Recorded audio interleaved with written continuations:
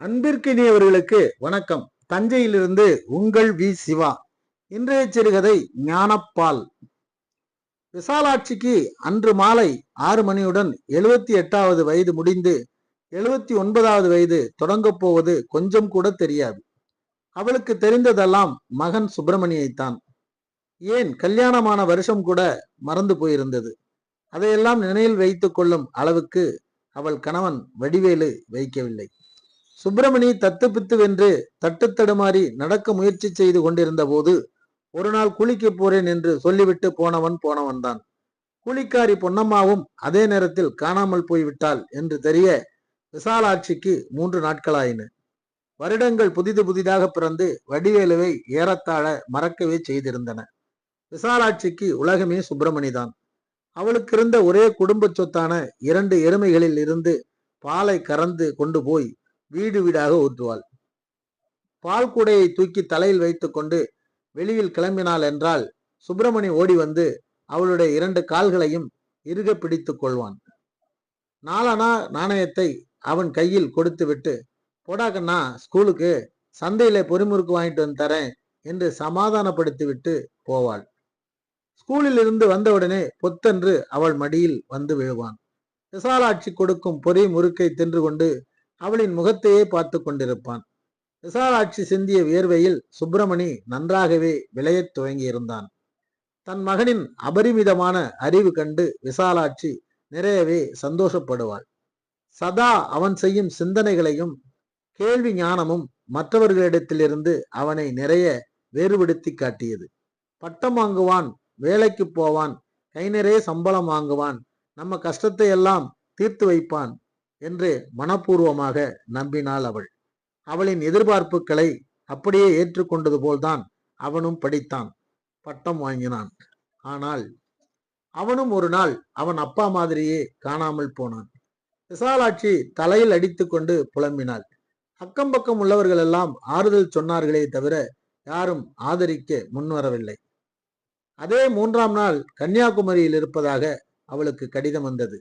ஏதோ ஒரு மடத்தில் சேர்ந்திட்டதாகவும், குடும்ப வாழ்க்கைக்கு தான் உகந்தவன் அல்ல என்றும், சாமியாராகிவிட்டேன், இனி சமயப்பணி, பக்தி மார்க்கம், இறைபணி இவற்றில்தான் ஈடுபடப் போகிறேன் என்றும் எழுதியிருந்தான். கூடவே மேற்கொண்டு மறுநாள் வந்த கடிதத்தில் தெளிவுபடுத்தி எழுதியிருந்தான்.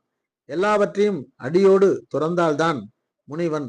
அதனால் நான் குடும்பப்பற்று, பாசம் எல்லாவற்றையும் துறந்து விட்டேன். ஏன், உங்களை கூடத்தான். தாலிக்கொடி உறவை ஏற்கனவே இழந்த நீங்கள் இப்போது இந்த தொப்புள் கொடி உறவையும் அறுத்துக்கத்தான் வேணும். இதுதான் என்னுடைய கடைசி கடிதம் என்று சுலபமாக எழுதி இருந்தான் சுப்பிரமணி. அளவுக்கு அதிகமாக அவனை படிக்க வச்சது தப்பா போச்சு. யாரோ சாமியார்கள் தான் அவனை அழைச்சிக்கிட்டு போய்விட்டார்கள் என்று நம்பினாள் அவள். எந்த நேரத்தில் சுப்பிரமணின்னு பேர் வச்சோனோ ஆண்டியா போயிட்டானே என்று ஊர் முழுவதும் புலம்பினாள் விசாலாட்சி. கட்டிய புருஷன் கட்டியவளை விட்டுவிட்டு கூலிக்காரியோடு ஓடிவிட்டான். 10 மாதம் சுமந்த பிள்ளையும் காக்க வேண்டிய நேரத்தில் தாயை விட்டுவிட்டு சாமியாராகிவிட்டான், பாவம் என்ற ஒற்றை சொல்லை மட்டும் உதிர்த்துவிட்டு விலகி கொண்டார்கள் ஊராரும் உறவினர்களும். அவன் எழுதியிருந்ததை போலவே முந்தைய கடிதம்தான் கடைசி கடிதமாக இருந்தது. வறுமையும் இயலாமையும் அவளை ஆக்கிரமிக்க தொடங்கிய போது வடிவேலுவை முழுவதுமாக மறந்தே போனாள் விசாலாட்சி. சுப்பிரமணியை மட்டும் மறக்கவே முடியவில்லை அவளால். அந்த சின்ன சுப்பிரமணிக்கு இன்றைக்கு எப்படியும் 60 வயதாவது இருக்கும். சமயபுரம் மாரியம்மன் கோவிலில் பிச்சைக்காரர்களோடு பிச்சைக்காரியாய் உட்கார்ந்திருந்த போதுதான் எதேச்சையாய் கவனித்தாள். ஏறத்தாழ 60 வயது நிரம்பிய நிலையில் தெய்வீக சிரிப்புடன் சுப்பிரமணியின் போஸ்டர். பசுவுக்கு கன்றை தெரியாதா என்ன?